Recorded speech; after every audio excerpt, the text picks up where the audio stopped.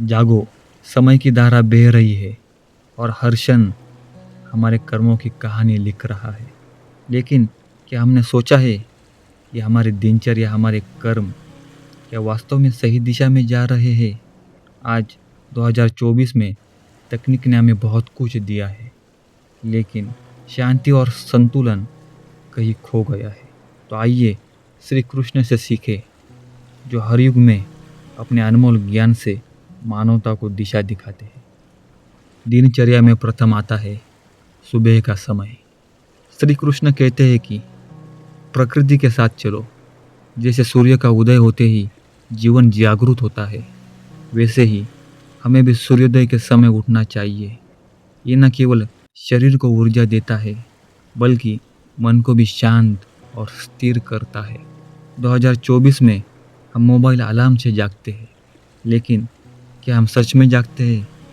कृष्ण का संदेश है कि सच्ची जागरूकता केवल बाहरी नहीं, भीतर की शांति से आती है।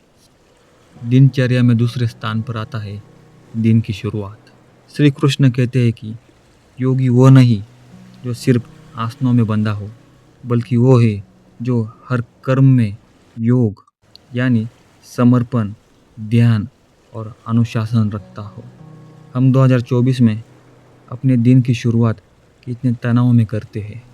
क्या हमने कभी सोचा है कि कुछ क्षण ध्यान के लिए निकाल कर अपने पूरे दिन को की शांति और स्थिरता से भर सकते हैं? दिनचर्या में तृतीय स्थान पर आते हैं काम के दायित्व। आज की दिनचर्या में काम का बोझ हर किसी पर है, लेकिन कृष्ण कहते हैं कर्म करो, फल की चिंता मत करो। हम हर कार्य को सफलता के दृष्टि से देखते हैं, लेकिन श्री कृष्ण हमें सिखाते हैं कि कर्म में निष्ठा होनी चाहिए, न केवल परिणाम की चिंता। दिनचर्या में अंतिम स्थान पर आता है रात्रि का समय। श्री कृष्ण कहते हैं कि दिन भर के संघर्ष के बाद हमें अपने मन और आत्मा को आराम देना चाहिए। 2024 में हम दिन भर की भागदौड़ के बाद भी मोबाइल में डूबे रहते हैं, लेकिन श्री कृष्ण की दृष्टि में सोने से पहले आत्मचिंतन करना अत्यंत आवश्यक है। ये हमें अगले दिन के लिए मानसिक और शारीरिक रूप से तैयार करता है।